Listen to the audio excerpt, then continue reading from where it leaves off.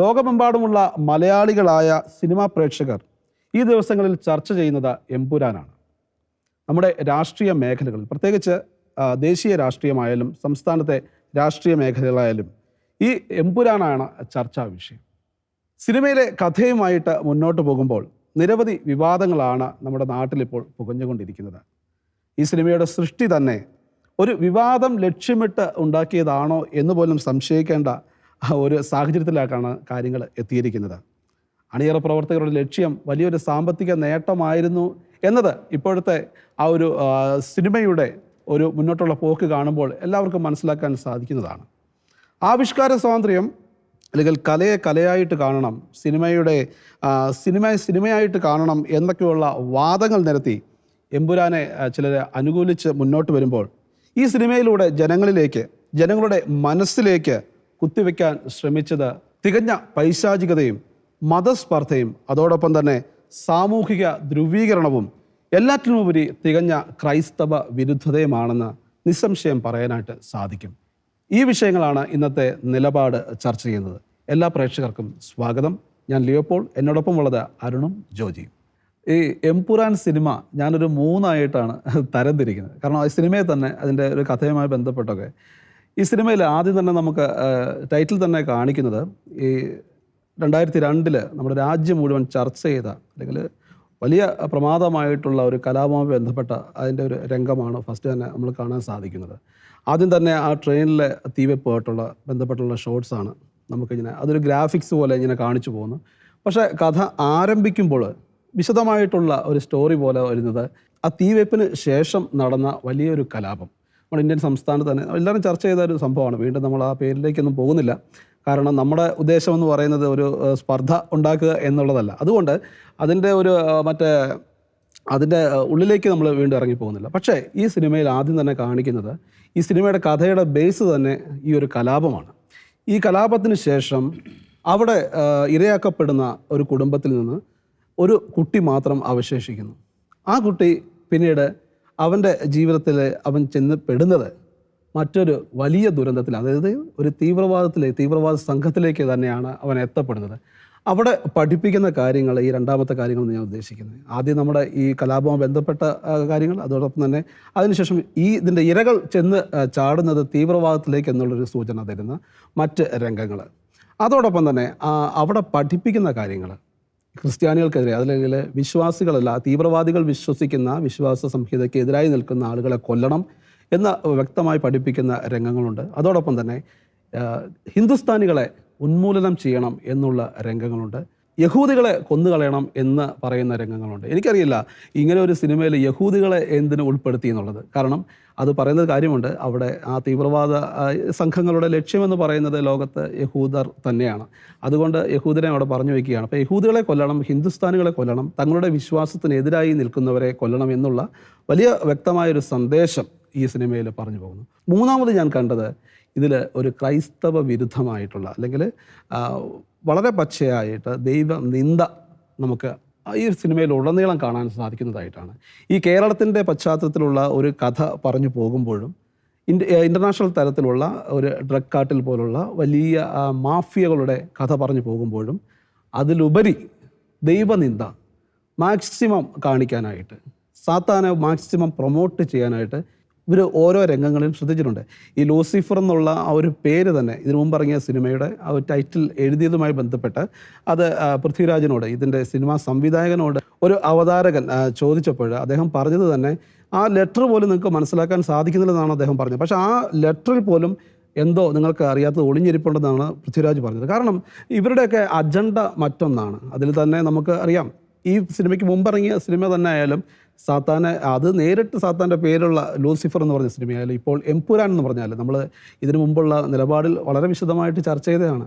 കാരണം ഈ പേര് തന്നെ ഒരു പിതാവിനും അല്ലെങ്കിൽ ദൈവത്തിനും പുത്രനായ ദൈവം എന്ന് പറയുന്ന ആ ഒരു വ്യക്തിക്കും ഇടയിലുള്ള ഒരാളെയാണ് ഉദ്ദേശിച്ചിരിക്കുന്നത്. ഇതിൻ്റെ സംവിധായകൻ തന്നെ വളരെ വ്യക്തമായിട്ട് ഈ ട്രെയിലർ ഇറങ്ങുന്ന സമയത്ത് ഫേസ്ബുക്കിലൊക്കെ കുറിച്ചത് നമുക്ക് ഓർമ്മയുണ്ട്. കാരണം വളരെ വ്യക്തമായിട്ട് അദ്ദേഹം ഈ സാത്താനെ പ്രൊമോട്ട് ചെയ്യുന്ന രീതിയിലേക്കാണ് ഈ സിനിമ ഇറങ്ങുന്ന സമയത്ത് ഓരോ ദിവസവും അയാളുടെ ആ സാമൂഹ്യ മാധ്യമ പോസ്റ്റുകളിലൊക്കെ എഴുതി വെച്ചത്. നമുക്കറിയാം ഈ സിനിമയിലെ രംഗങ്ങളിൽ തന്നെ സാത്താന് വളരെയേറെ നമുക്ക് ദൃശ്യമായ, അതായത് കാണത്തക്ക രീതിയിൽ ഒരു സാധാരണ പ്രേക്ഷകൻ കാണുമ്പോൾ ഇത് സാത്താനികമാണ് എന്ന്, സാത്താൻ്റെ പവർ, അതായത് ദൈവികമായ പ്രവൃത്തികൾ നന്മയാണ് ചെയ്യുന്നതെങ്കിലും പക്ഷേ അത് സാത്താനാണ് ചെയ്യുന്നത് എന്നുള്ള തോന്നൽ ഉണ്ടാക്കി തരാനായിട്ട്, അല്ലെങ്കിൽ അതും സാധാരണ പ്രേക്ഷകരിലേക്ക് കുത്തിവെക്കാനായിട്ട് ഈ ഒരു സിനിമയ്ക്ക് സാധിച്ചിട്ടുണ്ട്. ഇവിടെ നമ്മൾ സാത്താനികമായി ഉപയോഗിക്കുന്നത്, അതായത് മതപരമായിട്ട് ചിന്തിക്കുമ്പോൾ അല്ലെങ്കിൽ ക്രൈസ്തവകതയെ നമുക്കെപ്പോഴും അറിയാം, ഈ ദൈവനിന്ദ കാണിക്കാൻ അല്ലെങ്കിൽ സാത്താനെ പ്രൊമോട്ട് ചെയ്യാൻ മറ്റു മതങ്ങളുടെ ദൈവിക സങ്കല്പങ്ങളെ ചൂണ്ടാറില്ല. എപ്പോഴും ഇതൊരു പ്രത്യേകതയാണ്. കാരണം ക്രിസ്തു മതത്തെ അല്ലെങ്കിൽ ജീസസ് ക്രൈസ്റ്റിനെ ചൂണ്ടിയാൽ അല്ലെങ്കിൽ ജീസസ് ക്രൈസ്റ്റിനെ അടിച്ചാൽ സാത്താൻ സന്തോഷിക്കുമെന്ന് മറ്റുള്ളവർക്ക് അല്ലെങ്കിൽ ക്രിസ്ത്യാനികളല്ലാത്തവർക്ക് പോലും അറിയാം. എന്തുകൊണ്ടാണ്? അത് ക്രിസ്തുവിൻ്റെ ദൈവികത്വത്തിൻ്റെ ഏറ്റവും വലിയൊരു തെളിവാണത്. മറ്റു മതങ്ങളെ ചാരി ആരും ഈ സാത്താനികം അല്ലെങ്കിൽ ഈ സാത്താൻ വർഷിപ്പുകാർ അവരുടെ പ്രതീകങ്ങളെ ഉയർത്താറില്ല. എപ്പോഴും എതിർവശത്ത് നിൽക്കുന്നത് നമ്മുടെ ജീസസ് ക്രൈസ്റ്റ് തന്നെയാണ്, യേശു ക്രിസ്തു തന്നെയാണ്. അപ്പോൾ അതിൻ്റെ മഹത്വം അവിടെയാണ് വെളിവാകുന്നത്. ഈ സിനിമയിലും അതിന് നേരെ വിപരീതമായിട്ടല്ല. ഈ സിനിമയിൽ നമ്മൾ വളരെ വ്യക്തമായിട്ട് ആദ്യം മുതൽ അവസാനം വരെ പല ഭാഗങ്ങളിൽ, നേരത്തെ പറഞ്ഞതുപോലെ കേരളത്തിലെ രാഷ്ട്രീയം അല്ലെങ്കിൽ ദേശീയ രാഷ്ട്രീയം ചർച്ച ചെയ്യുമ്പോൾ തന്നെ ഈ സാത്താനികമായ ഒരു പ്രൊമോഷൻ ഇവിടെ നടന്നിട്ടുണ്ട്. പ്രത്യേകിച്ച് ദേവാലയങ്ങൾ കാണിക്കുന്ന രംഗങ്ങളുണ്ട് ഈ ചിത്രത്തിൽ. വളരെ വികലമായിട്ടാണ് തീവ്രവാദത്തിൻ്റെ ഇരയായി മാറിയിട്ടുള്ള ഒരു മിഡിൽ ഈസ്റ്റേൺ രാജ്യത്തിലുള്ള ഒരു ദേവാലയമാണ് കാണിക്കുന്നത്. പക്ഷേ ആ ദേവാലയത്തിൻ്റെ അവിടെ നടക്കുന്ന കാര്യങ്ങൾ, അല്ലെങ്കിൽ അതൊരു ഇൻ്റർനാഷണൽ മാഫിയയ്ക്ക് സംഘം ചേരാനുള്ള സ്ഥലമായിട്ട് അത് ചിത്രീകരിക്കുന്നു. ആ അൾത്താര, ബലിപീഠം ഒരു മാഫിയ സംഘങ്ങളുടെ തലവന്മാർക്ക് ഡീലിങ്സ് നടത്തുന്ന ഇടമായിട്ട് ആ ബലിപീഠത്തെ ചിത്രീകരിക്കുന്നു. സക്രാരി, ഡെത്ത് ടു ഡെവിൾ എന്ന് എഴുതി വച്ചിരിക്കുകയാണ് സക്രാരിക്ക് മുമ്പിൽ. അപ്പോൾ വിങ്സ് അല്ലെങ്കിൽ ഈ ചിറകൊടിഞ്ഞ വലിയ ക്രൈസ്തവർ വലിയ ആരാധന പാത്രമായിട്ട്, അതായത് പണ്ട് ശാപത്തിൻ്റെ അടയാളമായിരുന്ന ക്രിസ്തു കുരിശിൽ തറയ്ക്കപ്പെട്ടതിന് ശേഷം അത് വലിയ മഹത്വത്തിൻ്റെ അടയാളമായി മാറിയ കുരിശിനെ അപമാനിക്കുന്ന തരത്തിൽ കുരിശിൻ്റെ കൈകൾ അല്ലെങ്കിൽ അതിൻ്റെ വിങ്സ് ഒടിഞ്ഞു കഴിഞ്ഞാൽ അത് ലൂസിഫറിലേക്ക് കൺവേർട്ട് ആവുന്ന തരത്തിലുള്ള സിംബോളിക്കായിട്ടുള്ള കാര്യങ്ങൾ, ദൃശ്യങ്ങൾ, അത് സാധാരണ ഒരു പ്രേക്ഷകനെ അത് ഒരു നോട്ടത്തിൽ കാണുമ്പോൾ പോലും മനസ്സിലാക്കത്തക്ക രീതിയിലാണ് ചിത്രീകരിച്ചിരിക്കുന്നത്. നമ്മളിവിടെ സംസാരിക്കുമ്പോൾ ഇങ്ങനെയുള്ള സിനിമകൾ നമ്മുടെ കേരളത്തിലേക്ക് അല്ലെങ്കിൽ ഈ മലയാള സിനിമാ മേഖലയിലേക്ക് കടന്നു വരുവാൻ തുടങ്ങിയിട്ട് കുറച്ച് നാളുകളായിട്ടുണ്ട്. ഈ ഇടയ്ക്ക് അത് ഒരുപാട് കൂടിയിട്ടുണ്ടെന്ന് പറയാം. ഇപ്പോൾ നമ്മുടെ ഈ സിനിമാ മേഖലയിൽ വരുന്ന ഓരോരോ സിനിമകൾ പരിശോധിച്ചാൽ അത് സമൂഹത്തിൽ ഉണ്ടാക്കുന്നൊരു ഇമ്പാക്റ്റ് വളരെ വലുതാണ്. നമ്മളിവിടെ ചർച്ച ചെയ്യുമ്പോൾ ഈ ഇല്ലുമിനാറ്റി, ഈ ഫ്രീമേഴ്സൺസ്, അതോടൊപ്പം തന്നെ സാത്താൻ വർഷിപ്പേഴ്സ്, അവർക്ക് ഈ സമൂഹത്തിൽ വരുത്താൻ കഴിയുന്ന മാറ്റങ്ങൾ, ഇവരുടെ ആവിർഭാവം എന്തായിരുന്നു, അല്ലെങ്കിൽ ഈ ഒരു സമൂഹത്തിൽ ഇവരുടെ സ്വാധീനം എത്രത്തോളമുണ്ട്? ഇവിടെ ലിയോ, നമ്മൾ ഇതിനെക്കുറിച്ച് പറയുമ്പോൾ ഈ ഇലുമിനാറ്റി അല്ലെങ്കിൽ ഫ്രീമേസൺ അല്ലെങ്കിൽ സാറ്റൻ വർഷിപ്പ് അല്ലെങ്കിൽ ബ്ലാക്ക് മാസ് അല്ലെങ്കിൽ ന്യൂ ഏജ് മൂവ്മെൻറ്റ്, ഇതൊക്കെ ചിലപ്പോൾ ചിലർക്ക് ചിന്തിക്കുക ഇതൊക്കെ ചുമ്മാ എന്നാ പറയുക ഊഹാപോഹങ്ങളാണ്, ഇതൊക്കെ ഭാവനകളാണ്, സിനിമ ഒരു കലയല്ലേ, അതിനങ്ങനെ കണ്ടാൽ പോരെ. അതൊരു വളരെ വ്യത്യസ്തമായ രീതിയിൽ അതൊരു വളരെ മനോഹരമായിട്ട് അവതരിപ്പിച്ചു. അപ്പോൾ നമ്മളതിനെ അപ്രീഷിയേറ്റ് അങ്ങനെയൊക്കെ. പക്ഷേ നമ്മളൊരിക്കലും വിഡ്ഢികളായി മാറുന്നത്, പ്രത്യേകിച്ച് ഇവിടെ ലിയോ പറഞ്ഞ ആ പോയിന്റിലേക്കാണ് പെട്ടെന്ന് വരുവാണ്. ശരിക്കും മനസ്സിലാക്കണം, പിശാചുമായിട്ടൊരു ഡീലിൽ ഏർപ്പെടുന്ന ഒരു സിനിമ പോയി കണ്ടു കഴിഞ്ഞാൽ, അല്ലെങ്കിൽ പിശാചിന് സമർപ്പിച്ച ഒരു സിനിമ പോയി കണ്ടു കഴിഞ്ഞാൽ, അല്ലെങ്കിൽ പിശാചുമാൻ്റെ സകല രീതിയിലുള്ള പ്രവർത്തനങ്ങളും അവന് ഇഷ്ടപ്പെട്ട കാര്യങ്ങളെല്ലാം ധാരാളം കുത്തു നിറച്ചൊരു സിനിമ പോയി കണ്ടു കഴിഞ്ഞാൽ ഒരു ദൈവവിശ്വാസിക്ക് അവൻ്റെ ആ വിശ്വാസത്തിൽ ശക്തിയോടെ മുന്നോട്ട് പോകാൻ സാധിക്കുകയില്ല. ഇത് ക്രിസ്ത്യാനികൾ വളരെ കൃത്യമായി മനസ്സിലാക്കണം. ഇത്തരത്തിലുള്ള ഇപ്പോൾ ലൂസിഫർ, എമ്പുരാന്, അല്ലെങ്കിൽ നമ്മൾ പണ്ട് കാണുന്ന രീതിയിലുള്ള സാത്താനെ ആരാധിക്കുന്ന, സാത്താനെ പൂജിക്കുന്ന, സാത്താനെ ദൈവമായി പ്രതിഷ്ഠിക്കുന്ന അത്തരത്തിലുള്ള സിനിമകൾ കണ്ടതിന് ശേഷം നമുക്ക് നമ്മുടെ വിശ്വാസത്തിൽ, നമ്മുടെ ആത്മീയ ജീവിതത്തിൽ, നമ്മുടെ പ്രാർത്ഥനാ ജീവിതത്തിൽ, നമ്മുടെ വിശുദ്ധിയിലൊന്നും നമ്മളെ കൊണ്ട് ഒരിക്കലും മുന്നോട്ട് പോകാൻ സാധിക്കാതെ പച്ചയ സത്യം, നമ്മൾ പൊട്ടന്മാരായി മാറാൻ ഒരിക്കലും പാടില്ല. അവിടെയാണ് ഈ ക്രിസ്ത്യാനികളുടെ ചിലപ്പോൾ എന്നാ പറയുക, അവരുടെ അമിതമായ ആത്മവിശ്വാസമാണോ അതോ അറിവില്ലായ്മയാണോ അറിയത്തില്ല, ഇത്തരം കാര്യങ്ങൾ കാണുന്നതിനും പ്രോത്സാഹിപ്പിക്കുന്നതിനും അവർക്ക് യാതൊരു മടി അവർക്കില്ല. അവർ പെട്ടെന്ന് ചെയ്യാറുണ്ട്. പക്ഷേ വളരെ ശ്രദ്ധിക്കേണ്ട ഒരു കാലഘട്ടത്തിൽ പോവാണ്. ഇനി നമ്മൾ നോക്കി ഇവിടെ വരുമ്പോൾ എന്താ ഇവിടെ സംഭവിക്കുന്നത് ശരിക്കും? ഇപ്പോൾ ഇവിടെ ഈ ലിയോ പറഞ്ഞാൽ മനസ്സിലാക്കണം, ലിയോ ഒരിക്കലും മറ്റൊരു ആരാധന കേന്ദ്രത്തെയും അല്ലെങ്കിൽ മറ്റൊരു ആരാധനയ്ക്ക് കാരണമാകുന്ന മറ്റൊന്നിനെയും ഈ സാത്താൻ വർഷിപ്പേഴ്സോ ഇലുമിനാറ്റികളോ ഫ്രീമേസൺകാരോ അവരൊന്നും അതിനെ അവഹേളിക്കാറില്ല. അവർക്കതൊരു പ്രതിവാദന വിഷയമേ അല്ല. അവിടെ തന്നെ വളരെ വ്യക്തമായി സാധിക്കും എന്തുകൊണ്ട് ഇവർ ഇത്രമാത്രം യേശുവിനെ ഭയപ്പെടുന്നു.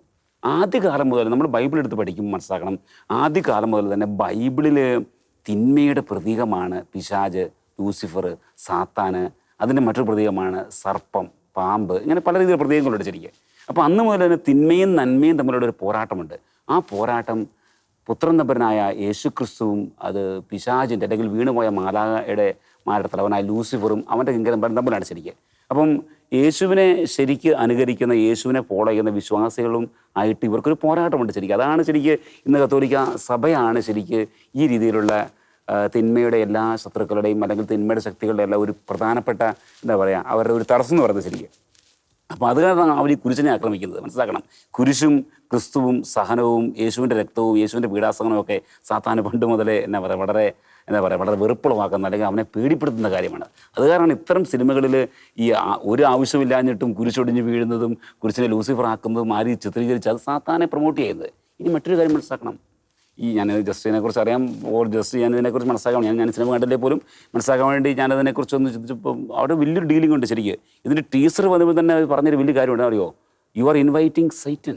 നിങ്ങൾ പിശാചിനെ നിങ്ങളുടെ ജീവിതത്തിലേക്ക് ക്ഷണിക്കുന്ന സമയമാണിത്, മനസ്സിലാക്കാം. അപ്പോൾ അങ്ങനെ അത് അറിഞ്ഞോ അറിയാതെയോ അതിൽ നമ്മൾ പെട്ട് കഴിയുമ്പോൾ പിശാചിനൊരു എൻട്രി കിട്ടുകയാണ്.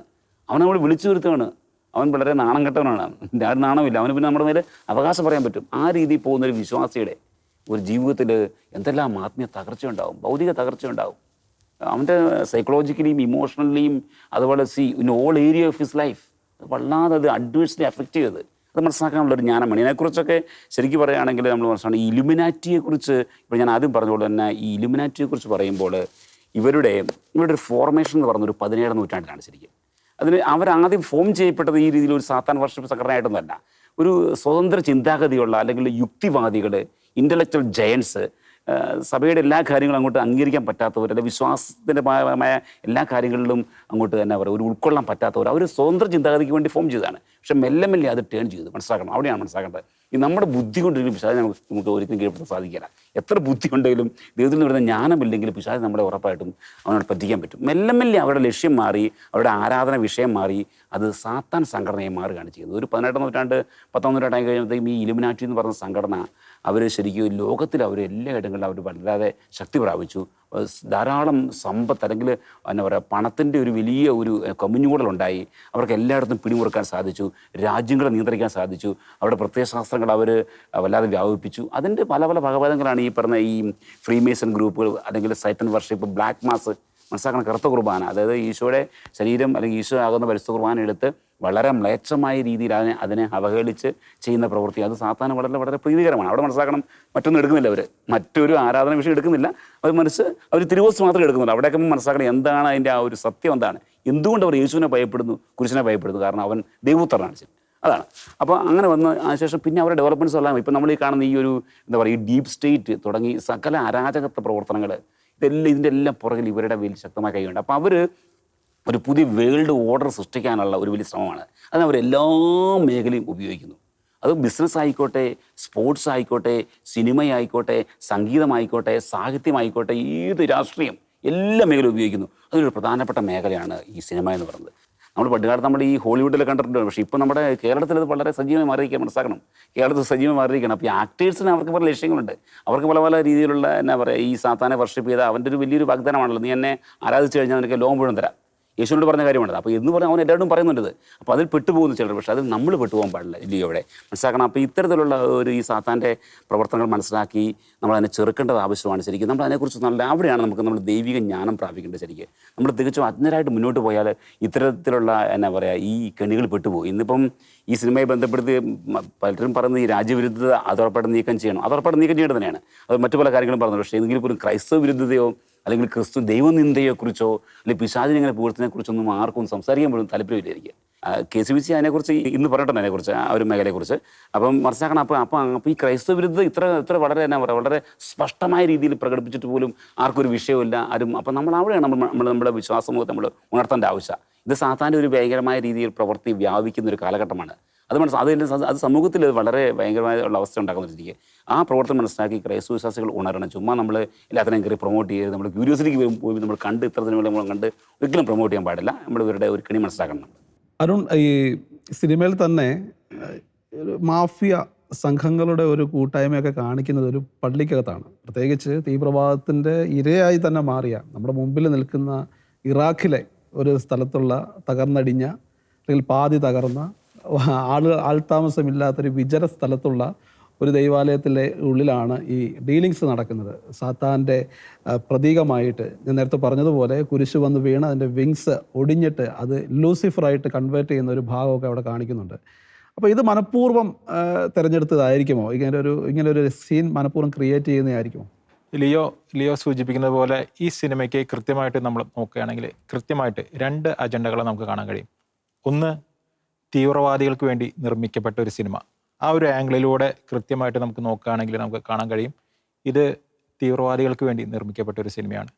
2, ഇത് ഇല്ലുമിനേറ്റി ഫ്രീമേസൺ അജണ്ടകൾ തിരികെ കയറ്റിക്കൊണ്ട് ജനത്തെ ഒരു സാത്താനികമായ ഒരു ആരാധനയിലേക്ക് അല്ലെങ്കിൽ അതിൻ്റെ ഒരു വർഷിപ്പിലേക്ക് സാത്താനെ എതിരേൽക്കുവാൻ തയ്യാറായി നിൽക്കുന്ന ഒരു ജനതയെ രൂപപ്പെടുത്താൻ വേണ്ടി നിർമ്മിച്ച ഒരു സിനിമ. പക്ഷേ ഇത് ഞാൻ പറയുമ്പോൾ ഒരു പക്ഷേ എല്ലാവരും എനിക്ക് നേരെ നെറ്റി ചുളിക്കുന്നുണ്ടാവും. പക്ഷേ ഇത് ഒരു ആംഗിളിലൂടെ നോക്കുകയാണെങ്കിൽ ഇത് സത്യമാണ്. ഒന്ന്, തീവ്രവാദത്തെ പ്രോത്സാഹിപ്പിക്കുന്ന ഒരു സിനിമ എന്ന് ഞാൻ പറഞ്ഞു. ഞാൻ ആ കാരഘോഷിലേക്ക് വരികയാണ്, ലിയോ സൂചിപ്പിച്ച ദേവാലയം നിന്നിടുന്ന സ്ഥലത്തേക്ക്. ഇവിടെ ലിയോ ആദ്യമേ തന്നെ പറഞ്ഞു, അതായത് ഒരു തീവ്രവാദ ക്ലാസ്സിലൂടെ സയ്യിദ് മസൂദ് കടന്നു പോകുന്ന രംഗങ്ങൾ, ആ ക്ലാസ് എന്തിനു വേണ്ടിയാണ് അവിടെ ചിത്രീകരിക്കപ്പെട്ടിരിക്കുന്നത് നോക്കണം. നമ്മുടെ നാട്ടിൽ ഇറങ്ങിയിട്ടുള്ള സിനിമകളെ നമ്മളൊന്ന് പരിശോധിച്ച് നോക്കുക. ഇവിടെ മയക്കുമരുന്നിനെ പ്രൊമോട്ട് ചെയ്യുന്ന രംഗങ്ങൾ ഒരു സിനിമയിൽ തിരികെ കയറ്റി കഴിഞ്ഞാൽ അതിന് കൃത്യമായ പ്രതിഫലമുണ്ട്. അത് കൊടുക്കുവാൻ ആളുണ്ട്, അവർക്ക് വേണ്ടിയിട്ടാണ് ആ രംഗങ്ങൾ ചിത്രീകരിക്കുന്നത്. പക്ഷേ ആ രംഗങ്ങൾ ചിത്രീകരിക്കുമ്പോൾ ഒരിക്കലും അവർ മയക്കുമരുന്ന് ഉപയോഗം വളരെ നല്ലതാണ് എന്ന രീതിയിലൊന്നല്ല ചിത്രീകരിക്കുക. അവർ ആ മയക്കുമരുന്ന് ഉപയോഗിക്കുന്നത് നല്ലതല്ലാത്ത രീതിയിൽ തന്നെയാണ് അവർ ചിത്രീകരിക്കുന്നത്. പക്ഷെ അവർക്ക് ആ ദൃശ്യം അവർക്കതിൽ ഉൾപ്പെടുത്തിയാൽ മാത്രം മതി. അപ്പോൾ ഇതിൻ്റെ ലക്ഷ്യം എന്താണ്? ഇത് നല്ലതോ ചീത്തയോ എന്നല്ല, ഇതിനെക്കുറിച്ച് ഒരു താല്പര്യം അത് കാണുന്നവരിലേക്ക് ജനിപ്പിക്കണം. ഇതാണ് അവരുടെ ലക്ഷ്യം. ഇതേപോലെ തന്നെ തീവ്രവാദത്തിനെതിരാണ് ഈ സിനിമ എന്ന് പറഞ്ഞുകൊണ്ട് ചെയ്യുമ്പോൾ ഇതിൻ്റെ ഉള്ളിൽ തീവ്രവാദത്തിൻ്റെ കൃത്യമായ സ്റ്റഡി ക്ലാസ് കൊടുക്കുന്നുണ്ടെങ്കിൽ ഉറപ്പാണ് അത് വേണ്ടവർക്ക് അത് ലഭിക്കാൻ വേണ്ടിയിട്ട് തന്നെയാണ് ആ രംഗങ്ങൾ. അത് സംവിധായകനോ മറ്റാരോണെന്ന് ഞാൻ പറയുന്നില്ല, ആർക്ക് വേണ്ടിയാണ് അത് ചെയ്തതെങ്കിൽ അവരുടെ ലക്ഷ്യം അതിൽ നടപ്പാക്കപ്പെട്ടിട്ടുണ്ട്. ഇനി ആ തകർന്നു കിടന്ന ദേവാലയത്തിൻ്റെ ആ രംഗത്തിലേക്ക് വരാം. എവിടെയാണ് ആ സ്ഥലം? ഇറാഖിലെ കാരഘോഷ് എന്ന് പറഞ്ഞ സ്ഥലമാണ്. ആ സ്ഥലത്തെക്കുറിച്ച് നമ്മൾ പഠിക്കുമ്പോൾ 2014 ഇസ്ലാമിക് സ്റ്റേറ്റ്, മൊസൂളാണല്ലോ അവരാദ്യം കീഴടക്കുന്ന ഇറാഖിലെ ഏറ്റവും വലിയ ക്രിസ്ത്യൻ പട്ടണമായിരുന്നു മൊസൂൾ. ഇറാഖിലെ 2ാമത്തെ ഏറ്റവും വലിയ നഗരവും അവിടുത്തെ ഏറ്റവും വലിയ ക്രിസ്ത്യൻ പ്രദേശമായിരുന്ന മൊസൂളാണ് ആദ്യം ആക്രമിക്കപ്പെട്ടത്. മൊസൂളിൽ 2014 ജൂണിൽ ഇവർ ആക്രമണം നടത്തി ഇസ്ലാമിക് സ്റ്റേറ്റ് മൊസൂൾ കീഴടക്കി. അതിനുശേഷമാണ് ഇവർ കാരഘോഷിൽ വന്നത്. കാരഘോഷിൽ ജൂലൈ മാസത്തിൽ തന്നെ അവരവിടെ ഒരു അന്ത്യശാസനം ഇറക്കി. സാധാരണ ഇസ്ലാമിക അധിനിവേശത്തിൽ നടക്കുന്ന കാര്യങ്ങൾ തന്നെയാണ് ഇസ്ലാമിക് സ്റ്റേറ്റ് അവിടെ കൊടുത്തത്. ഒന്നാമത്തെ ഓപ്ഷൻ ഇവർക്ക് ഇസ്ലാം മതത്തിലേക്ക് കൺവെർട്ട് ചെയ്യപ്പെടുക, അതിന് നിങ്ങൾ വില്ലിങ് ആവുക എന്നുള്ളതാണ്. എങ്കിൽ നിങ്ങൾക്ക് നിങ്ങളുടെ ഈ സ്ഥലത്ത് ഈ കാരഘോഷിൽ നിങ്ങൾക്ക് സുഖമായിട്ട് ജീവിക്കാം. ഇതായിരുന്നു അവർക്ക് കൊടുത്ത ഒന്നാമത്തെ ഓപ്ഷൻ. 2ാമത്തെ ഓപ്ഷൻ, ഇസ്ലാം മതം സ്വീകരിക്കാൻ നിങ്ങൾക്ക് വിസമ്മതമാണെങ്കിൽ നിങ്ങൾ ഇവിടെ ദിമ്മികളായിട്ട്, അതായത് 2ാം നിര പൗരന്മാരായിട്ട് നിങ്ങളിവിടെ ജിസിയ കൊടുത്ത് നിങ്ങൾ ജീവിക്കുക. നിങ്ങൾക്ക് വേണ്ട സംരക്ഷണം, അതായത് സംരക്ഷണം എന്ന് പറയുന്നത് നമുക്കറിയാലോ, ഇസ്ലാമിക് സ്റ്റേറ്റിൻ്റെ സംരക്ഷണം നിങ്ങൾക്ക് കിട്ടും. ഇതായിരുന്നു 2ാമത്തെ ഓപ്ഷൻ. 3ാമത്തെ ഓപ്ഷൻ, ഈ സ്ഥലം വിട്ട് അവർ പറഞ്ഞ ഡേറ്റിനുള്ളിൽ ഈ സ്ഥലം വിട്ട് പോവുക. ഇതല്ലെങ്കിൽ നിങ്ങൾ വാളിനിരയാവുക, നിങ്ങളെ കൊന്നൊടുക്കും. ഇതായിരുന്നു അവിടെ കൊടുത്തത്. അപ്പോൾ ഈ മെസ്സേജ് കിട്ടിയതോടുകൂടി ഈ സ്ഥലത്തിൻ്റെ മറ്റൊരു പ്രത്യേകത, ഇത് 100% കാത്തലിക്സ് ജീവിച്ചിരുന്ന ഒരു സ്ഥലമാണ്. 60,000-ഓളം കാത്തലിക്സ് മാത്രമാണ് ആ പ്രദേശത്തുണ്ടായിരുന്നത്. അപ്പോൾ അവർ പലരും പലായനം ചെയ്തു തുടങ്ങി. പിന്നീട് ഓഗസ്റ്റ് മാസം ആയപ്പോഴേക്കും അവിടേക്ക് ഷെല്ലാക്രമണം ഇവർ തുടങ്ങി. ആദ്യത്തെ ആക്രമണത്തിൽ തന്നെ ഒരു 5 വയസ്സുള്ള ഒരു കൊച്ചു കുഞ്ഞും 9 വയസ്സുള്ള ഒരു കുട്ടിയും പിന്നെ ഒരു പുരുഷനും കൊല്ലപ്പെട്ടു. ഇതോടുകൂടി ആ നാട് ഉപേക്ഷിച്ച് അവിടെയുള്ള എല്ലാ ക്രിസ്ത്യാനികൾക്കും പലായനം ചെയ്യേണ്ടി വന്നു. ഇവർ പലായനം ചെയ്തതോടുകൂടി ഇസ്ലാമിക് സ്റ്റേറ്റ് അവിടെ വന്ന് അവിടെയുള്ള പള്ളികളെല്ലാം തകർത്ത്, അതിൻ്റെ മുകളിലുള്ള കുരിശുകളെല്ലാം തകർത്ത് അവരവിടുത്തെ ക്രിസ്ത്യാനിറ്റിയെ മുഴുവൻ തച്ചുടച്ചു. ഈ സ്ഥലമാണ് കൃത്യമായിട്ട്, അതായത് കാത്തലിക്സ് താമസിച്ചിരുന്ന അവരുടെ സ്വന്തമായ ഒരു പട്ടണം കാരഘോഷ്. ആ പട്ടണം ഈ സിനിമയിലേക്ക് രംഗപ്രവേശം ചെയ്യുന്നത്. എന്തിനെ ഈ കാരഘോഷ് തന്നെ തിരഞ്ഞെടുത്തു എന്ന് ചോദിച്ചു കഴിഞ്ഞാൽ, ഇവിടെയാണ് സജീവനായ യേശു ക്രിസ്തു പരിശുദ്ധ കുർബാനയായിട്ട് സക്രാരികളിൽ ഉണ്ടായിരുന്നത്. ആ സക്രാരിയിലാണ് ഡെത്ത് ടു ഡെവിൾ എന്ന് എഴുതി വച്ചിരിക്കുന്നത്. ഇത് നമ്മൾ ശ്രദ്ധിക്കണം. ഇതൊന്നും സിനിമയുമായി ബന്ധപ്പെട്ട ക്രിയേറ്റിവിറ്റിയുടെ ഭാഗമല്ല, ഇത് കൃത്യമായ ഒരു അജണ്ടയുടെ ഭാഗമാണ്. ഇവിടെ ക്രിസ്ത്യാനി ശ്രദ്ധിക്കേണ്ട ഒരു പ്രധാനപ്പെട്ട ഒരു കാര്യമുണ്ട്. പലപ്പോഴും ക്രിസ്ത്യാനികളൊന്നും ഇത് ശ്രദ്ധിച്ച് കാണില്ല. അതായത് പള്ളിയുടെ മുകളിലുള്ള കുരിശ് തകർന്ന് തല കുത്തി താഴേക്ക് വന്ന് വീഴുന്നു. ലിയോ നേരത്തെ സൂചിപ്പിച്ചതാണ്. ഇത് എന്തിനെ സൂചിപ്പിക്കുന്നത്? സാത്താനെ സംബന്ധിച്ചിടത്തോളം കുരിശ് അവനെ സംബന്ധിച്ചിടത്തോളം ഏറ്റവും വലിയ ശത്രുതയാണ് ഉള്ളത്. കാരണം ക്രിസ്തു തൻ്റെ കുരിശിലെ ബലിയിലൂടെയാണ് സാത്താൻ്റെ തല തകർത്തത്. അതുകൊണ്ട് തന്നെ സാത്താൻ വർഷിപ്പേഴ്സ് പലപ്പോഴും ഉപയോഗിക്കുന്നത് തല കീഴ്മേൽ മറിഞ്ഞ കുരിശാണ്. ഇത് ഇവിടെ മാത്രം നിൽക്കുന്നില്ല. നമ്മൾ ഹദീസുകളിലേക്കൊന്ന് വന്ന് നോക്കുക. അവിടെ നോക്കുമ്പോൾ ഈ ഇസ്ലാമിക് സ്റ്റേറ്റ്, നേരത്തെ ഞാൻ സൂചിപ്പിച്ച തീവ്രവാദികളുടെ മനസ്സിലുള്ള ഒരു സ്വപ്നമുണ്ട്. അവർ ഈ അന്ത്യകാലത്തിന് വേണ്ടിയിട്ട് അവർ തയ്യാറായിക്കൊണ്ടിരിക്കുന്നത്. ഇസ്ലാമിക് സ്റ്റേറ്റ് ആണെങ്കിലും അതായിരുന്നു അവരുടെ ലക്ഷ്യം എന്നുള്ളത് അവർ കൃത്യമായിട്ട് പറഞ്ഞിട്ടുണ്ട്. അവർ സിറിയയും ഇറാഖും തന്നെ അവരുടെ പ്രവർത്തന മേഖലയായിട്ട് എടുത്തതും എല്ലാം ഇതുമായിട്ട് ബന്ധപ്പെട്ടാണ്. അപ്പോൾ ഹദീസുകളിൽ കൃത്യമായിട്ട് പറയുന്നുണ്ട് ഒരു ഈസാ നബി വരുന്ന കാര്യം. ആ ഈസാ നബി വന്നിട്ട്, അതായത് ക്രിസ്തുവെന്ന് തെറ്റിദ്ധരിപ്പിക്കപ്പെടുന്ന ആ ഈസാ നബി വന്നിട്ട് ചെയ്യുന്ന ഒരു കാര്യമുണ്ട്. ആ കാര്യങ്ങൾ തീവ്രവാദികൾ കൃത്യമായിട്ട് അവരുടെ പ്രൊപ്പഗാണ്ട വീഡിയോകളിൽ അവർ വിളിച്ചു പറയാറുണ്ട്. അതായത് അവൻ വരുന്നത് കുരിശ് തകർക്കാൻ വേണ്ടിയിട്ടാണ്. അപ്പോൾ ഈ കുരിശ് ദേവാലയത്തിൻ്റെ മുകളിൽ നിന്ന് തല കീഴായിട്ട് കുത്തി മറിഞ്ഞു വീഴുമ്പോൾ ഇത് തീവ്രവാദികളെ കൂടി സന്തോഷിപ്പിക്കാൻ വേണ്ടിയിട്ടാണ് ഈ കാര്യം ചെയ്യുന്നത്. ഇസ്ലാമിക് സ്റ്റേറ്റ് പോലെയുള്ള തീവ്രവാദികളുടെ മനസ്സിലുള്ള ഒരു ആശയമാണിത്. അതുകൊണ്ട് തന്നെയാണ് അവർ ഈ ദേവാലയങ്ങളെല്ലാം പിടിച്ചെടുക്കുമ്പോൾ അവർ ആദ്യമേ തന്നെ തകർക്കുന്നത് പള്ളിയുടെ മുകളിലെ കുരിശാണ്. അപ്പോൾ ഈ സിനിമ കൃത്യമായിട്ട് പറഞ്ഞു വെക്കുന്നത് എന്താണ്? അത് ബുദ്ധിയുള്ളവർക്ക് ചിന്തിച്ചാൽ അത് മനസ്സിലാവുന്ന കാര്യങ്ങളേ ഉള്ളൂ. ക്രിസ്ത്യാനികളെ സംബന്ധിച്ചിടത്തോളം അവരവരുടെ വിശ്വാസത്തിൻ്റെ ഒരക്കല്ലുമായിട്ട് ചേർത്തുകൊണ്ട് അവർ പഠിച്ച വചനങ്ങൾ വെച്ച് നോക്കുമ്പോൾ, കാരണം ഈ വചനങ്ങൾ വെച്ച് തന്നെയാണ് സാത്താൻ്റെ ബൈബിൾ ഉണ്ടാക്കിയിരിക്കുന്നത്. പിശാചിൻ്റെ പുസ്തകങ്ങൾ ഉണ്ടാക്കിയിരിക്കുന്നത് ഈ വചനങ്ങൾ തന്നെ തലതിരിച്ചും ഈ വചനങ്ങളെ തന്നെ അവൻ്റേതായിട്ട് വ്യാഖ്യാനിച്ചിട്ടുമാണ്. അതുകൊണ്ടാണല്ലോ സാത്താൻ വചനം വെച്ച് ക്രിസ്തുവിനെ പരീക്ഷിക്കുന്നത്. ഇവിടെ എനിക്ക് പറയാനുള്ളത് ക്രിസ്ത്യാനികളോടാണ്, ക്രിസ്ത്യാനികളെ ഭരമേൽപ്പിക്കപ്പെട്ട വൈദികരോടും കൂടിയായിട്ടാണ്. അതായത് കൃത്യമായിട്ട് അജണ്ടയോട് കൂടിയിട്ട് ക്രിസ്തുവിനെ ഇത്രയധികം ഇകഴ്ത്തുകയും സാത്താനെ പുകഴ്ത്തുകയും ക്രിസ്തുവിൻ്റെ ദൈവത്വത്തെ, ക്രിസ്തുവിൻ്റെ ദൈവപുത്ര സ്ഥാനത്തെ ഏറ്റവും മോശമായിട്ട് ചിത്രീകരിച്ച് ക്രിസ്തു പാപം ചെയ്തവനാണെന്നും വിലയില്ലാത്തവനാണെന്നും കൃത്യമായിട്ട് ഇൻഡയറക്റ്റ് ആയിട്ടുള്ള വാക്കുകളിലൂടെ കൃത്യം അജണ്ട കൂടിയിട്ട് പറഞ്ഞ്, അതേപോലെ തന്നെ ഇല്ലുമിനാറ്റി ഫ്രീമേസൺ അജണ്ടകളെല്ലാം കുത്തിത്തിരികെ കയറ്റിയിട്ടുള്ള ഒരു സിനിമയെ ഇത്രയും വലിയൊരു അപകടം നമ്മുടെ കുട്ടികൾക്ക് മുമ്പിൽ വെച്ച് നീട്ടപ്പെട്ട് കിടക്കുമ്പോൾ അതിനെക്കുറിച്ച് ഒരക്ഷരം മിണ്ടാൻ തയ്യാറാകാത്തത് എന്തേ? വളരെ വിരളമായി പ്രവാചക ശബ്ദങ്ങളായി ചില വൈദികരെ അവരുടെ വേദന പങ്കുവച്ചു, അവരുടെ പ്രതിഷേധം അവരറിയിച്ചു, അവരുടെ പ്രവാചക സ്വരം മുഴങ്ങി. പക്ഷേ പറയേണ്ട പലരും പറഞ്ഞിട്ടില്ല. ചിലർ കുട്ടികളെയും കൊണ്ട് ഈ സിനിമയ്ക്ക് വേണ്ടിയിട്ട് ടിക്കറ്റ് എടുത്ത് പോവുകയാണ്, അവരുടെ കൂട്ടത്തിൽ കൂടി പോവുകയാണ്. നമ്മുടെ കുട്ടികളെ സാത്താന് അവസരം കൊടുക്കരുത്, അവൻ നശിപ്പിക്കും. സാത്താന് അവസരം കൊടുക്കരുത്, അവൻ നമ്മെ നശിപ്പിച്ചെന്ന് പറഞ്ഞാൽ നമ്മുടെ ജീവനല്ല, നമ്മുടെ ആത്മാവിനെ നശിപ്പിച്ചിട്ടേ അവൻ അടങ്ങൂ. പക്ഷേ സാത്താന് അവസരം ലഭിക്കുന്ന ഒരു സിനിമ, സാത്താന് പ്രവർത്തിക്കാൻ നമ്മളുടെ ഹൃദയ കവാടങ്ങളെ തുറന്നു കൊടുക്കുന്നത്. കർത്താവ് പറയുന്നുണ്ട്, ഞാൻ നിങ്ങളുടെ ഹൃദയവാതിലുകളിൽ വന്ന് മുട്ടുന്നു, ആരെങ്കിലും എനിക്ക് അത് തുറന്നു തന്നു കഴിഞ്ഞാൽ ഞാൻ അതിൽ പ്രവേശിച്ച് ഞാൻ അവരോടുകൂടെ ആയിരിക്കും. ഇവിടെ സാത്താനെ സംബന്ധിച്ചിടത്തോളം കർത്താവിൻ്റെ പോലെ ക്ഷമയൊന്നുമില്ല. അവൻ ഹൃദയവാതിൽ കൊട്ടുകയല്ല, അവൻ നേരെ കയറും. അവന് എൻട്രി ലഭിക്കാനുള്ള ഒരു സ്പേസ് അവിടെ കിട്ടിയാൽ മതി. അവൻ എൻട്രി കിട്ടാനുള്ള ഒരു സ്പേസ് നമ്മൾ കൊടുത്തു കഴിഞ്ഞാൽ ആ സ്ഥലത്ത് അവൻ കയറി അവൻ്റെതായ സകല പ്രവർത്തനങ്ങളും അവിടെ ചെയ്ത് ആ ആത്മാവിനെ നശിപ്പിക്കുക. നമ്മൾ പറയാറില്ലേ, ക്രിസ്തുവിൻ്റെ ആഗ്രഹം എന്താണ്? ക്രിസ്തുവിൻ്റെ ആഗ്രഹം ആത്മാക്കളെയാണ്. ഇതേപോലെ തന്നെ സാത്താൻ്റെ ആഗ്രഹം എന്താ? സാത്താനെ സംബന്ധിച്ചും ആത്മാക്കളാണ് അവൻ്റെ ലക്ഷ്യം. ഈ ആത്മാക്കളെ സാത്താൻ പലവിധ മാർഗങ്ങളിലൂടെ ഇതുപോലെയുള്ള സിനിമകളിലൂടെ തട്ടിക്കൊണ്ടുപോകുമ്പോൾ അതിനെതിരെ പറയേണ്ടവർ പറയാതിരുന്നു കഴിഞ്ഞാൽ, അതിനുവേണ്ടി സഭയുടെ സംവിധാനങ്ങൾ ഉണരാതിരുന്നു കഴിഞ്ഞാൽ ഈ നശിച്ചുകൊണ്ടിരിക്കുന്ന ആത്മാക്കൾക്കെല്ലാം ഉത്തരവാദിത്തപ്പെട്ടവർ നമ്മളടക്കം കണക്ക് പറയേണ്ടി വരും.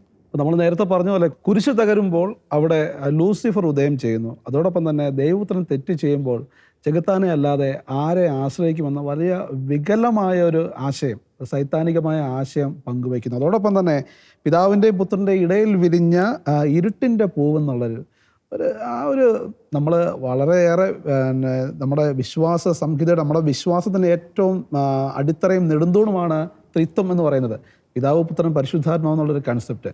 അപ്പോൾ അതിനിടയിൽ ഒരാൾ എന്നുള്ളൊരു വലിയ വികലമായിട്ടൊരു ചിന്ത ഇവിടെ പങ്കുവയ്ക്കപ്പെടുന്നു. അപ്പോൾ മലയാള സിനിമ നമ്മളിലൂടെ ഇപ്പോഴത്തെ ഈ ട്രെൻഡിൽ ഇവിടുത്തെ തലമുറയിൽ വരുത്തുന്ന മാറ്റങ്ങൾ നമുക്കറിയാം. ഈ അടുത്ത സമയങ്ങളിൽ വന്ന വാർത്തകളൊക്കെ നമ്മൾ കാണുകയാണ്. അപ്പോൾ അതിൽ ഒളിഞ്ഞും തെളിഞ്ഞുമൊക്കെ മലയാള സിനിമയുടെ ഒരു സ്വാധീനം ആ പ്രതികളിൽ ഉണ്ടാകുന്നു എന്നുള്ളത് നമുക്ക് വളരെ ചിന്തിക്കേണ്ട ഒരു വിഷയം തന്നെയാണ്. അപ്പോഴാണ് ഇങ്ങനെയുള്ള സിനിമകൾ നമുക്ക് ചർച്ച ചെയ്യുന്നതും, കാരണം ഇതിനെക്കുറിച്ചുള്ള ചർച്ചകൾ സമൂഹത്തിൽ ഉയർന്നു വരുന്നതിൻ്റെ പ്രാധാന്യം അതുകൊണ്ടൊക്കെയാണ് ഉണ്ടാവുന്നത് എന്ന് പറയുന്നത്. ഇവിടെ ഒരു ഒറ്റ കാര്യം കൂടി ഞാൻ പറയാണ്. ഈ ചിത്രത്തിൽ ദേശവിരുദ്ധതയുണ്ട്, അതേപോലെ തന്നെ ക്രൈസ്തവ വിരുദ്ധതയുണ്ട്, അതേപോലെ തന്നെ ചില കാര്യങ്ങളുടെ ഗ്ലോറിഫിക്കേഷനുണ്ട്. അപ്പോൾ നമ്മൾ ഇതിൽ നിന്ന് മനസ്സിലാക്കേണ്ട ഒരു കാര്യമുണ്ട്. ജോജി നേരത്തെ സൂചിപ്പിച്ചതാണ് ഫ്രീമേസൺ അജണ്ട, ഇല്ലുമിനാറ്റി അജണ്ട. അതെന്താണെന്ന് അറിയണം. ആ അജണ്ട എന്ന് പറയുന്നത് ഒരു അരിഷിതമായ ഒരു രാജ്യമാണ്. ദേശവിരുദ്ധത വരുന്നുണ്ടെങ്കിൽ ഈ രാജ്യത്തെ അരിഷിതമാക്കുക, അതായത് അവരെ സംബന്ധിച്ചിടത്തോളം അരാജകത്വം ലോകം മുഴുവൻ നിറയണം. അത് അവരുടെ അജണ്ടയുടെ ഒരു ഭാഗമാണ്. സാത്താനികമായ സകല തിന്മകളും ലോകത്തിൽ വ്യാപിക്കേണ്ടത് അവരുടെ അജണ്ടയാണ്. ഈ അജണ്ടയ്ക്ക് വേണ്ടിയിട്ടാണ് അവർ പണം മുടക്കുന്നത്. ഈ അജണ്ടയ്ക്ക് വേണ്ടിയാണ് ജോർജ് സോറോസ് കളിച്ചത്, ഒബാമയും ബൈഡനും കളിച്ചത്. ഏറ്റവും ഒടുവിൽ ബൈഡൻ ഫ്രീമേസൺ സംഘടനയിൽ അംഗത്വം എടുത്തപ്പോൾ അതുവരെ ബൈഡൻ കാത്തലിക്കാണെന്ന് പറഞ്ഞ് എത്ര വർഷം നമ്മൾ പറഞ്ഞു ബൈഡൻ ചെയ്യുന്നത് ശരിയല്ല, ബൈഡനും കമലയും നടപ്പാക്കുന്നത് ഫ്രീമേസൺ അജണ്ടയാണ് എന്ന് പറഞ്ഞപ്പോൾ നമ്മളെ പലരും കുറ്റം പറഞ്ഞിട്ടുണ്ട്. അതേപോലെ തന്നെ ഈ സിനിമയുടെ സംവിധായകൻ, അദ്ദേഹം ഏത് അജണ്ടയുടെ ബേസിലാണോ ഈ സിനിമ എടുത്തത് എന്നുള്ളത് എനിക്ക് പ്രശ്നമല്ല. പക്ഷേ അദ്ദേഹത്തെ നയിക്കുന്ന സ്പിരിറ്റ് എന്താണെന്ന് തിരിച്ചറിയാൻ കഴിയണം. അദ്ദേഹത്തിൻ്റെ ഇതിനു മുമ്പുള്ള എല്ലാ സിനിമകളും ഒന്ന് പരിശോധിച്ച് നോക്കണം. അതിൽ ഈ പറഞ്ഞ ഇല്ലുമിനാറ്റി സിമ്പിളും ഈ തലകീഴായ കുരിശും അതേപോലെ തന്നെ തിന്മയുടെ സാത്താനികമായുള്ള എംബ്ലംസ്, ചിഹ്നങ്ങൾ, സാത്താനികമായ പ്രവർത്തികൾ, ഇതെല്ലാം പർപ്പസ്ഫുള്ളി കയറിയിട്ടുണ്ടെങ്കിൽ നമ്മളൊരു കാര്യം സംശയിക്കണം. ഈ സിനിമയിൽ പറയുന്ന ഒരു ഡയലോഗ് തന്നെയാണ്, സാത്താനുമായിട്ട് ഡീൽ ഉറപ്പിച്ചൊരു വ്യക്തിയാണോ? സാത്താനുമായിട്ട് ഡീൽ ഉറപ്പിച്ചൊരു വ്യക്തിയാണെങ്കിൽ അദ്ദേഹത്തെ നിയന്ത്രിക്കുന്നത് പിന്നെ അദ്ദേഹമല്ല. നമ്മൾ പരിശുദ്ധ വചനത്തിൽ പറയുന്നുണ്ട്, ദൈവാത്മാവിനാൽ നയിക്കപ്പെടുന്നവരെല്ലാം ദൈവപുത്രന്മാരെന്ന്. അപ്പോൾ സാത്താനാൽ നയിക്കപ്പെടുന്നവർ, അവരുടെ പ്രവർത്തികൾ അത് അവർ അറിഞ്ഞോ അറിയാതെയോ എങ്ങനെയൊക്കെയോ അവരുടെ സിനിമകളിലും അവരുടെ പ്രവർത്തികളിലും കടന്നു കയറും. അപ്പോൾ ജാഗ്രത പുലർത്തേണ്ടത് ആരാണ്? സാത്താനുമായിട്ട് ഡീൽ ഉറപ്പിക്കാൻ താല്പര്യമില്ലാത്തവർ, ദൈവവുമായിട്ട് ഒട്ടി നിൽക്കാൻ ആഗ്രഹിക്കുന്നവർ. അവരൊരിക്കലും ഇത്തരമൊരു ഏരിയയിലേക്ക് അവർ കൗതുകത്തിന് പോലും എത്തി നോക്കരുത്. മലയാള സിനിമ ഒരു വല്ലാത്തൊരവസ്ഥയിലൂടെയാണ് ഇപ്പോൾ കടന്നു പോകുന്നത്. നമുക്കറിയാം, സാമ്പത്തികമായി വലിയ നേട്ടമുണ്ടാക്കി എമ്പുരാൻ മുന്നോട്ട് പോകുമ്പോഴും അതിലെ ധാർമ്മികമായ വശങ്ങളെക്കുറിച്ചുള്ള ചർച്ചകൾ നമ്മുടെ സമൂഹത്തിൽ ഉയരുകയാണ്. ദേശീയമായിട്ടും സംസ്ഥാനത്തും ഈ സിനിമയുടെ രാഷ്ട്രീയം വളരെയേറെ ചർച്ചയാക്കപ്പെടുമ്പോൾ സിനിമ നിർമ്മിക്കുന്നവർ അല്ലെങ്കിൽ അതിൻ്റെ അണിയറ പ്രവർത്തകർ ചിന്തിക്കേണ്ട ഒരു കാര്യമുണ്ട്. നമ്മൾ കൊടുക്കുന്ന പ്രോഡക്റ്റ് അല്ലെങ്കിൽ കൊടുക്കുന്ന ഒരു സൃഷ്ടി സമൂഹത്തിലേക്ക് നന്മ പകരുന്നതാണോ എന്നൊരു ചിന്ത, അതിൽ നിന്ന് ലഭിക്കുന്ന ലാഭം അല്ലെങ്കിൽ അതിൻ്റെ ഒരു ആകത്തുക, കിട്ടുന്ന ആ ഒരു ധനം, അത് നന്മയിൽ നിന്നുളവായി കിട്ടുന്നതാണോ, അത് നമുക്ക് സാധാരണ ഒരു പ്രാദേശിക ഭാഷയിൽ പറഞ്ഞാൽ അത് ദഹിക്കുമോ എന്ന് ചിന്തിക്കേണ്ടത് ഇത്തരം സൃഷ്ടികൾ പടച്ചുവിടുന്ന ആളുകൾ ചിന്തിക്കേണ്ട ഒരു കാര്യമാണ്. സാത്താനികമായ ചിന്തകളും മതസ്പർദ്ധ വളർത്തുന്ന കാര്യങ്ങളും മറ്റു മതങ്ങളെ അവഹേളിക്കുന്ന തരത്തിലുള്ള കഥയും അതോടൊപ്പം തന്നെയുള്ള മറ്റ് മതവിശ്വാസങ്ങളെ അപ്പാടെ തിരസ്കരിക്കുകയും അവഹേളിക്കുകയും ചെയ്യുന്ന ആവിഷ്കാര സ്വാതന്ത്ര്യത്തിൻ്റെ പേരിൽ പുറത്തിറക്കുന്ന ഇത്തരം കലാ സൃഷ്ടികളെ സമൂഹം തിരിച്ചറിയുക, പ്രത്യേകിച്ച് വിശ്വാസികൾ തിരിച്ചറിയുക എന്നതായിരുന്നു ഇന്നത്തെ നിലപാടിൽ നമ്മൾ ചർച്ച ചെയ്തത്. എല്ലാ പ്രേക്ഷകർക്കും നന്ദി, നമസ്കാരം. മറ്റൊരു വിഷയമായിട്ട് വീണ്ടും കാണാം.